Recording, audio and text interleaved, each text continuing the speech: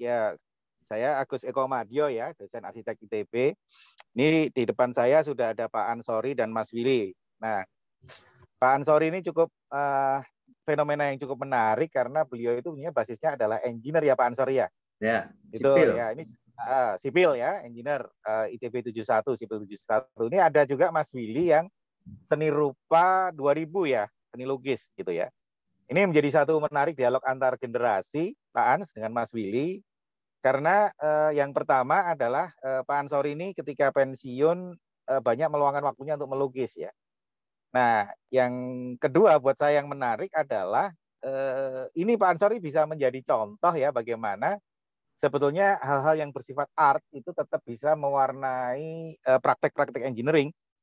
Ya, saya pribadi ini Mas Willy ya cerita ya, mungkin Pak Ansori juga bisa menceritakan beberapa proyek ya yang Pak Ansori jadi senior saya, membimbing saya.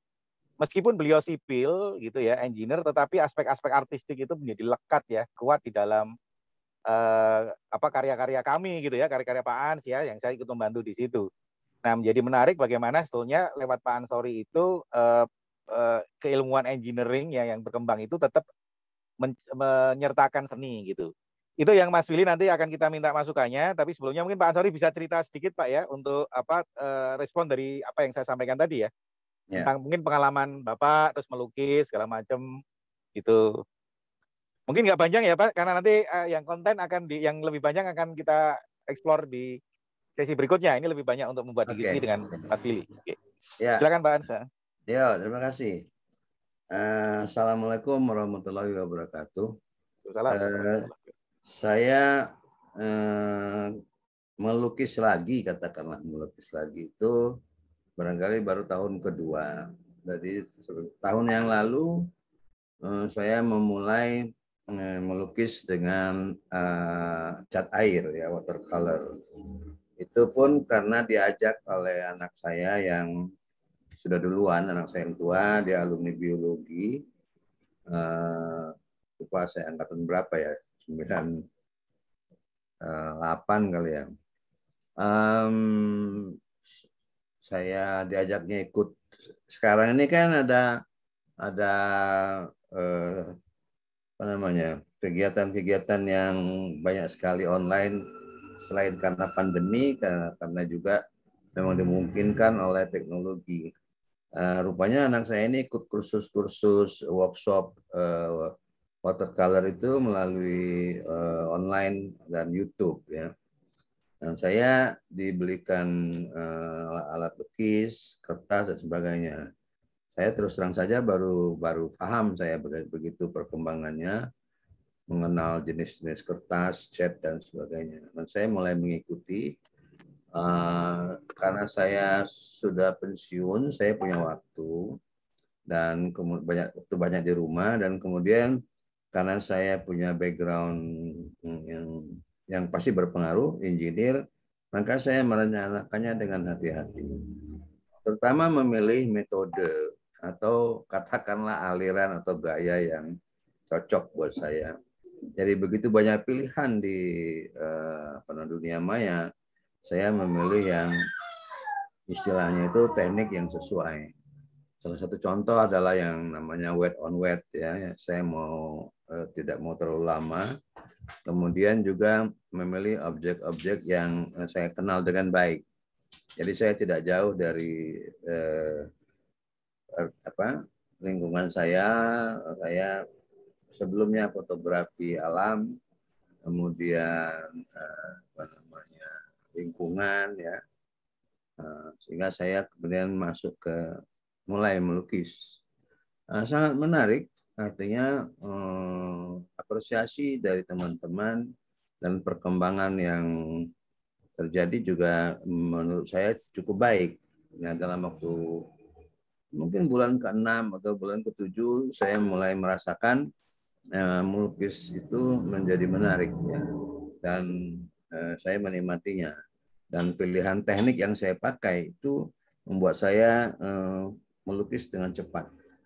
Satu hari saya bisa membuat 5 sampai 10 lukisan cat air yang simple-simple tentunya objek-objek.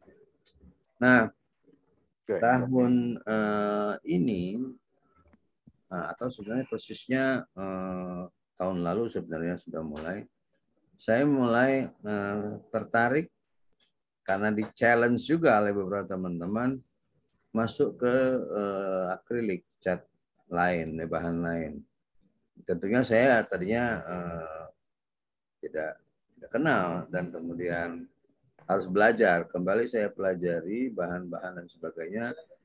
Saya mulai sama, tapi karena saya sebelumnya memulai dengan cat air, maka saya mencari teknik yang mendekati teknik cat air. Ya, jadi akuarel, teknik akuarel gitu. Dan kembali saya menikmatinya dan beberapa karya yang saya buat itu juga cukup cepat. Ini yang apa namanya yang terjadi. Nah, sekarang tahun yang lalu karena saya juga aktif kalau di daerah namanya Dewan Kesenian, saya mengurusin seniman-seniman di Lampung dan para pelukis mengajak saya ikut pameran. Saya ikut 2-3 kali pameran dan kemudian karena koleksi saya cukup banyak, saya juga membuat buku lukisan cat air itu. Nah, yang menjadi repot juga sekarang ini, karena saya tiap hari melukis, cat air aja barangkali sudah ada 150 lembar lukisan. Kemudian yang akrilik saya tidak pilih yang besar-besar, saya pilih yang kanvas kecil-kecil sehingga juga cukup banyak. Itu barangkali latar belakangnya.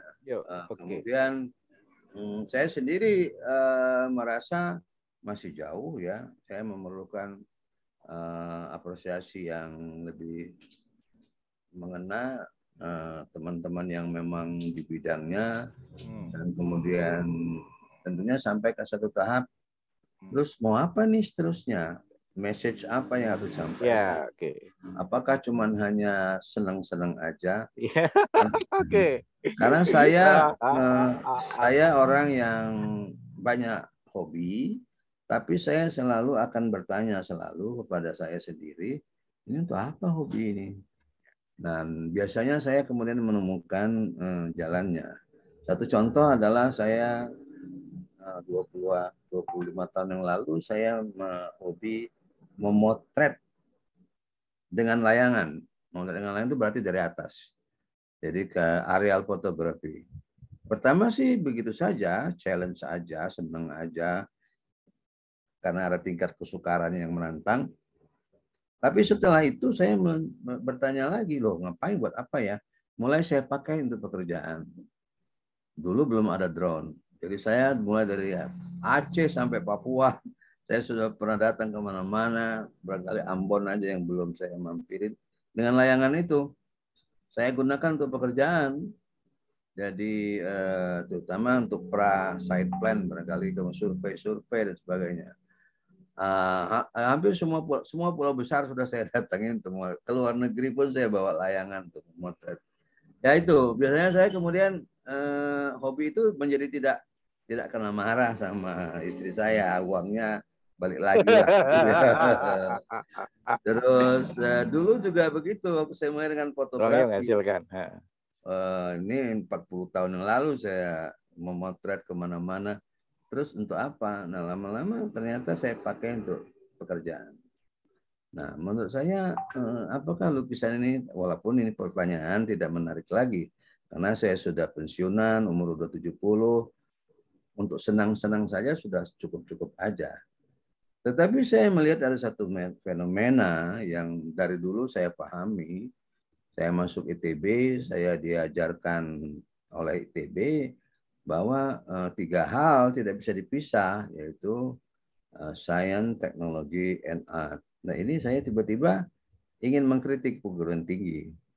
Loh, art ini kok kayaknya nggak semua universitas itu memahami pentingnya. ITB barangkali iya, tapi dalam tingkat tertentu. Barangkali juga yang lain kurang. Tapi ya saya karena saya besar di ITB, saya paham ITB on the track untuk itu. Tapi yang lain bagaimana? Jangan menyalahkan kalau kemudian kesenian itu tidak berkembang, terutama dalam bidang-bidang yang terkait dengan teknologi dan sains. Sementara sains sendiri, kalau saya sangat percaya art ada di situ, tidak lepas ya. Dalam arsitektur saya penggemar Luigi Nervi misalnya ya. Candela yang saya lihat struktur tapi juga artnya tidak hilang. Ternyata struktur dan art ataupun natural curve itu ternyata sejalan, membuat desain itu menjadi sangat efisien ya. Barangkali itu pengantar dari saya, Mas Agus. Ya, ini ke Mas Willy sebetulnya ya, Mas. Mungkin penekanan dari Pak Ansori adalah ke bagaimana sebuah karya seni yang mungkin muncul dari apa ya, hobi ya, yang tadi cerita ya, yang tidak menekuni apa bisa menjadi karya seni, Mas Willy ya. Apakah dia bisa diapresiasi di kalangan para pelukis ini nanti metodenya Pak Ansori yang seperti itu. Dan ke depan ya, misalnya saya menawarkan bahwa keunikan Pak Ansori adalah seorang insinyur. Kalau ingin lukisan yang engineering style whatever gitu, bisa nggak di antara para pelukis itu diapresiasi dan punya tempat gitu loh Mas Willy. Ini yang saya benar-benar membutuhkan masukan Mas Willy. Mas jangan lama-lama ya, ini mau maghrib masih ada Al juga. Nanti disambung lagi. Oke, tapi pengantar dulu lah, mapping dulu lah, positioning dulu. Silakan Mas Willy. Oke, terima kasih Pak Agus, Pak Ansori. Sebetulnya apa itu sebenarnya pertanyaan Pak Agus tadi itu ya saya udah dengar juga Pak Ansori. Memang kalau dibahas kayaknya Mas Alpatri setuju sampai besok juga akan selesai gitu ya. Kalau di ini ya kita misalnya ngobrol-ngobrol gitu. Tapi mungkin yang bisa saya ya kasih poin lah gitu mungkin ya. Walaupun ya tentu saja saya bukan the most ahli gitu ya. Yang pertama itu adalah poin mengenai art as profession dulu gitu kan ya. Nah, memang art itu kan seperti kita tahu ya bersama gitu, memang art adalah salah satu pilar kehidupan bisa disebut ya. Yang lain ada sains, ada teknologi, ada seni seperti kata Pak Ansori tadi, terus kemudian ada filsafat. Mungkin filsafat sama agama itu bisa disatuin lah gitu ya. Ada yang agamanya filsafat juga gitu kan ya. Ada kelompok kelompok masyarakat gitu yang memang agamanya itu filsafat. Jadi sebagai pilar kehidupan, pilar peradaban bisa dikatakan, seni tentu saja kalau kita lihat begitu kan jadi gede gitu ya, jadi pilar peradaban gitu. Nah itu pasti banyak aspeknya. Aspek pertama yang saya ingin soroti dalam kesempatan kali ini yang sangat saya sebetulnya berbahagia juga bisa ngobrol-ngobrol gitu ya. Kalau sama Mas Alpatri saya suka ketemu terus ngobrol, oh ini maksud capek ini ngobrolnya aja. Suka pergi saya kalau ketemu. Ya, sebagai yang pertama sebagai profesi gitu ya, sebagai art as profession. Tentu saja memang dia luas juga gitu dalam artian Pak Ansori tadi mungkin bertanya ya. Ini sebenarnya saya mesti serius apa main-main tuh atau bagaimana gitu kan ya. Kadang-kadang ada yang benar-benar art yang digunakan sebagai apa ya istilahnya tuh kalau dulu mungkin lebih gampang ya dalam artian kalau kita bicara profesi ya itu pasti keahlian terus kemudian kemampuan gitu kan ya, keahlian kemampuan terus ya dia pokoknya yang paling ahli lah kalau kita bilang profesi. Tapi sekarang kan sebetulnya agak cair. Kita mau bicara profesi dia jadi ini, terus besoknya dia jadi someone, itu sah-sah saja gitu. Orang kemudian juga ada asosiasi begini, terus besok juga saya ikut pelatihan drone misalnya begitu, besoknya lagi udah dapat sertifikat, saya bisa melakukan pemetaan gitu, walaupun saya nggak belajar soal pemetaan, misalnya itu. Jadi kalau kita lihat art as profession sekarang, kita mesti balik lagi kenapa bisa cair begitu, dan memang sebetulnya kan kalau kita bicara soal keahlian itu kan kalau kita cari dasar banget gitu, kita bicara soal yang namanya tekne, bahasa Yunani lah gitu. Bener ya Mas Al-Fatri ya, bahasa Yunani gitu. Aku takut salah ngomong lah dong Mas Al. Makanya dari Al-Fatri diundang untuk jelasin tekne nanti habis ini Mas. Kita bicara tekne kan artinya keahlian ya gitu, ke skill gitu bisa dikatakan. Orang yang membuat zaman dulu misalnya benar-benar sesuatu yang very very fine gitu, akhirnya itu yang disebut sebuah tekne gitu di Eropa situ ya. Lalu kemudian tekne ini berkembang jadi bahasanya jadi teknologi kan. Dulu orang mahat benar-benar butuh waktu lama gitu untuk mencapai sebuah kelihatan sebuah skillnya, kemampuannya gitu ya. Kalau kita lihat sebuah kayu yang digosok sedemikian rupa dengan waktu yang cukup lama, pas kita lihat, wah ini ahli banget yang bikin. Nah kemudian itu yang disebut tekne. Tekne ini kemudian menjadi teknologi. Teknologi, hadirlah mesin las yang bukan mesin las, mesin amplas yang pakai gitu ya. Jadi cepat untuk menghaluskan itu sehingga si kualitas dari skill yang tadi manual dan lama itu bisa jadi cepat. Itu kita sebut katakanlah jadi teknologi kan gitu sebenarnya. Nah, oleh karenanya sebetulnya kalau kita bicara art as profession, yaitu kemudian sekarang itu bisa dimulai dari kapan saja. Nah, bisa cair lah gitu. Apakah misalnya seringkali ada pertanyaan mana yang lebih seniman nih, orang lulusan kampus apa yang nggak sama sekali pernah masuk perguruan tinggi seni misalnya gitu. Nah itu bisa kita perdebatkan sekarang gitu. Nah yang kedua saya masuk ke wilayah bahwa siapa sih yang bisa jadi seniman kan gitu ya? Who is the artist gitu kan ya? Siapa sih sebenarnya seniman? Nah, ini kita bicarakan soal pilar seni ini dari segi masyarakat lagi gitu ya. Komunitas-komunitas dan seterusnya.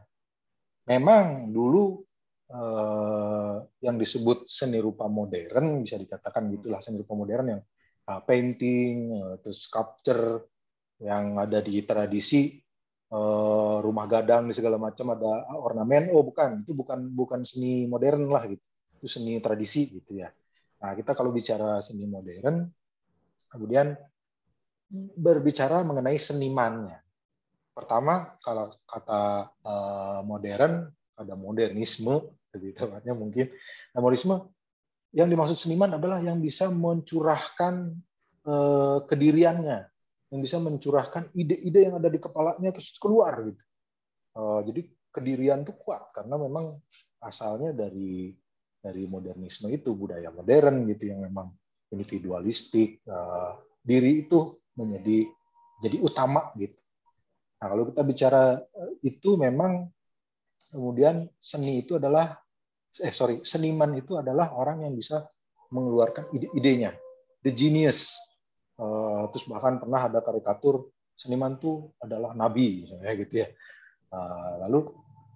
Nah kalau sekarang itu juga sudah berpindah juga dalam artian ternyata pengertian begitu hanya dimiliki atau dibuat oleh kelompok masyarakat yang dalam tanda kutip menganut kemodernan gitu. Lalu kalau yang di tradisi, itu di rumah gadang ornamen, di Bali, di Jawa ornamen itu kita buat bersama, nilainya kita pakai bersama gitu.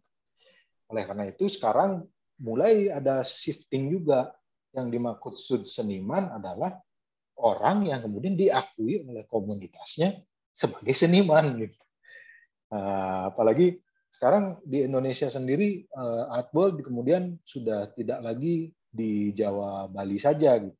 Sudah berkembang, kemudian di Aceh berkembang, Padang Panjang ada perguruan tinggi seni, terus kemudian di Makassar juga ramai gitu ya orang yang mengatakan diri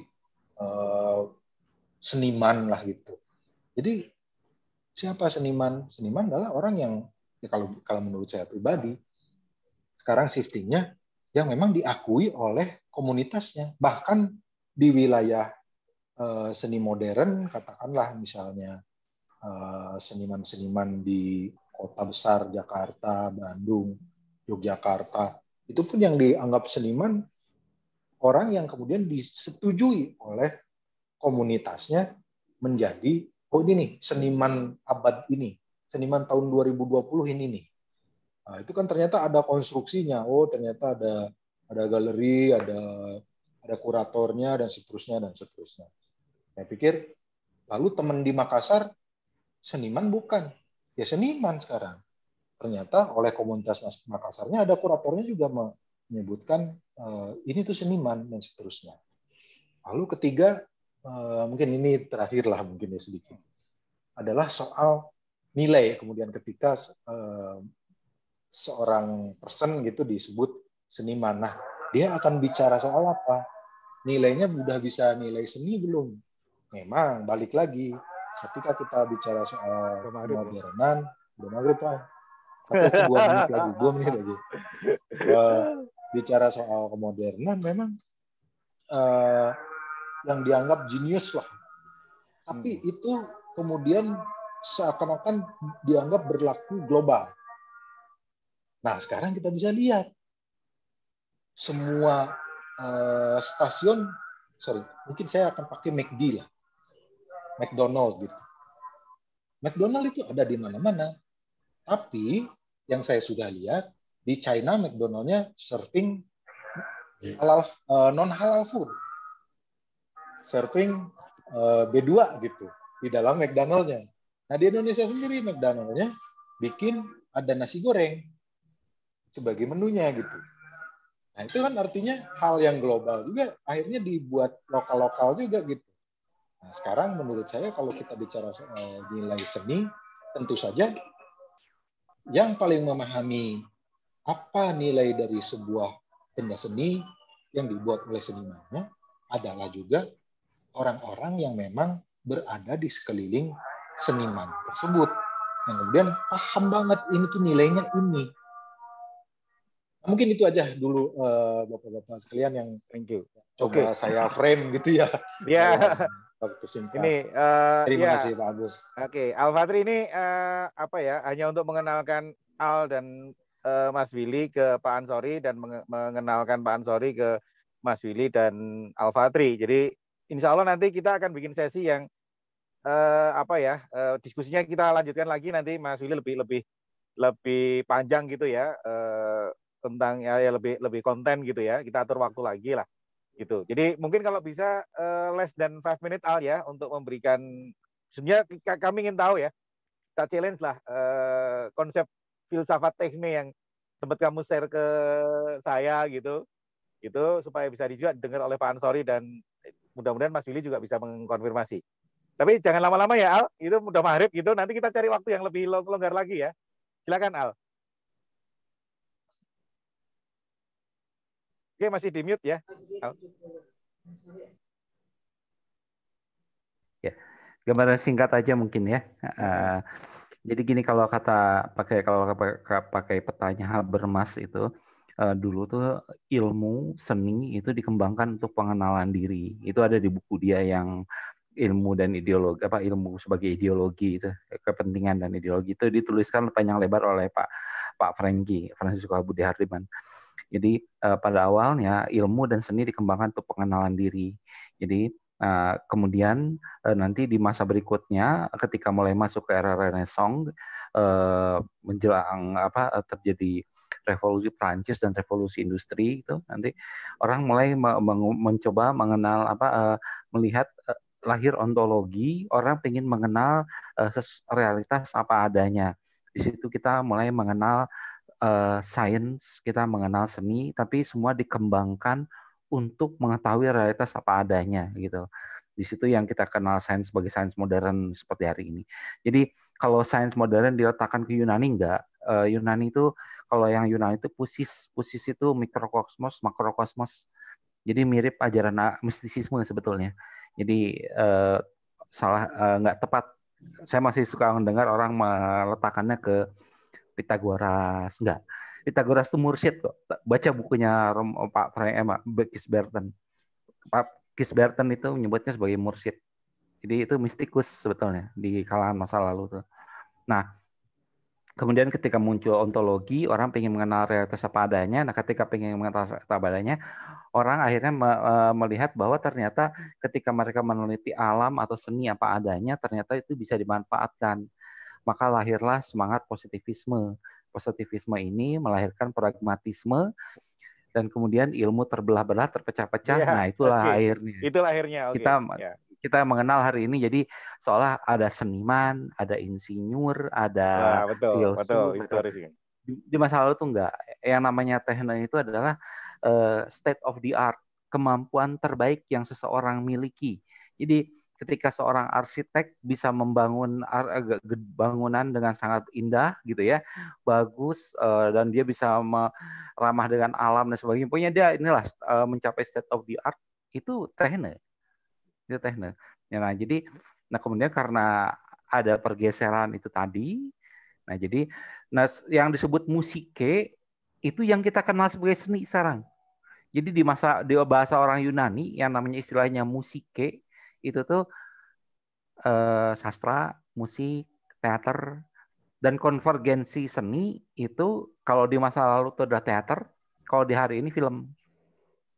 Seluruh seni kan tumplek ke film. Ada seni rupa, ada seni tari, ada seni suara, musik, semua tumplek ke sana. Nah, jadi makanya kenapa dulu Socrates bisa dihukum mati gara-gara Aristophanes bikin pertunjukan yang memfitnah bahwa Socrates adalah gay, ateos itu tidak percaya dewa-dewi, dan kemudian mengajarkan realitas moral. Langsung cepat, orang langsung termakan. Karena itu konvergensi seni ya, teater tuh. Nah, hari ini film. Nah, kalau Amerika pingin tampak jadi superhero, bikin aja. Bikin film. Airwalk ya. Nah, bikinlah ini apa namanya? Spider-Man, ya nggak? Marvel. Nah, gitu cara langsung kita tiba-tiba bayangan seluruh dunia tentang Amerika tuh seperti film Hollywood. Nah, gitu kan. Nah, itu gambaran ininya. Jadi sebetulnya kalau di awalnya gitu. Cuman karena kita masuk ke era modern, dan modern seperti tadi Mas Willy bilang tadi, yang namanya modern itu kan artinya modus, modernus, baru gitu, selalu baru gitu. Nah, karena didasarkan pada pandangan Yudeo-Kristiani bahwa Renaissance itu penciptaan, kitab Kejadian. Nanti di ujung terakhirnya ada terbentuknya kerajaan Allah di muka bumi, itu kalau kata mereka versi ininya. Jadi makanya kerajaan modernisme visinya adalah visi Alkitab, yaitu progres. Sementara kalau Yunani, Jawa, Islam, dan Cina itu siklis pandangan sejarahnya. Nah, jadi makanya kenapa para seniman itu sering membantai gaya sebelumnya, ogah niru gaya yang sebelumnya. Itu kan kerjaan seniman kan. Kalau si Anu udah bikin, dia nggak mau bikin lagi, gitu kan. Sampai akhirnya mentok, nah itu akhirnya postmodern nanti. Nah, tapi sampai sekarang juga, sampai sekarang para seniman masih gitu. Nah itu sih gambaran ininya perubahan ini. Terus kalau di Yunani, yang baik itu pasti indah, yang indah itu pasti benar, yang benar itu pasti baik, yang baik itu pasti indah, yang indah itu pasti benar, yang benar itu pasti baik. itu di masa Yunani dan di seni tradisional juga begitu. Makanya kemarin ada teman saya juga bikin tentang odong-odong di mana, bukan odong, padu-padu yang di Sumatera Utara. Saya tanya, pasti konsepnya benar, indah, dan baik itu satu ya? Iya, tadi masih seni tradisi masih gitu. Nah, kalau seni modern itu kebenaran eksistensial, Pak. Hidup itu absurd, hidup itu menyakitkan, manusia itu menyebalkan. Oke. Itu Oke. jadi ya kenapa kita kalau ngeliat karya seni modern tuh isinya kalau kebanyakan baca novel modern kita suram hidup. Jangan baca Mahabharata. Oke. Karena kalau nggak seni modern itu bikin kita suram sama hidup. Ya karena dibangun di suasana kayak gitu. Sebagai kebenaran eksistensial. Jadi kalau di disertasi saya bilang estetika modern itu adalah kebenaran eksistensial. Jadi hidup itu absurd, menyakitkan, manusia menyebalkan, sains membawa bencana, nah gitu-gitulah. Oke, Al nanti akan kita lanjutkan ya. Barangkali kalau ini kan cuma setengah jam ya, hanya untuk saling mengenal ya. Mungkin tapi teman-teman Pak Ansori, nanti Al dan Mas Willy kita akan lanjutkan diskusi ini. Kalau saya itu punya grup yang ada kuliahnya, kelas mereka itu hari Sabtu sore. Jadi kalau kita mau diskusi kita putar jam Sabtu siang gitu, tanggalnya nanti kita tentukan. Itu kira-kira mungkin akan ada orang lain yang akan mendengar dan memperkaya diskusi kita gitu. Al dan Mas Willy, kalau Sabtu siang ada kendala nggak? Kalau tanggal nanti kita yang tentukan. Orang ngobrol kayak gini aja. Relatif ini lapang kalau aku. 2 jam lah, jam 1 sampai jam 3 gitu nanti ya. Gitu. Lebih leluasa lah. Al belum bicara teknik filsafat gitu nanti. Oke. Ya mungkin nanti kalau saya ikut dulu deh. Oke ya, nanti kita atur. Tapi kira-kira jam Sabtu jam 1 siang gitu ya. Kita akan acara live seperti ini direkam. Kalau nggak ada yang nonton ya paling nggak di YouTube saya nanti. Nah, the final Pak An sini nanti 2 orang teman saya yang ini. Makasih. Saya ikut aja. Singkat ada yang, karena untuk ke depan nanti akan seperti apa Pak An? Ada yang mau dikomentari sebelum saya tutup? Saya pikir saya semacam baru membaca buku, mengulang membaca sebuah buku gitu ya. Jadi saya belum ada komentar dan saya terima kasih saya diingatkan beberapa hal yang memang pernah tahu barangkali, tapi lebih rinci mendengarkan tadi. Jadi belum ada komentar. Barangkali nantinya akan muncul seperti pertanyaan saya tadi. Biasanya saya selalu begitu. Terus gimana nih? Ya paling-paling begitu nantinya. Gitu. Oke. Baik. Terima kasih. Oke, karena sudah maghrib juga, jadi saya akhiri diskusi ini. Insya Allah nanti rekaman akan dimasukkan ke YouTube oleh Mahya dan kita upload kita share linknya di grup. Berikutnya siap-siap Bapak Ibu sekalian manggung virtual hari Sabtu jam 1 sampai jam 3 sore. Kita perpanjang diskusi dengan lebih kontenful ya. Gitu. Waktunya nanti kita yang akan tentukan sama-sama. Poster saya yang akan membuat gitu. Mahya tugasnya hanya merekam dan mengupload saja. Gitu. Kira-kira gitu untuk kesimpulan dari pertemuan kita Bapak-bapak sekalian.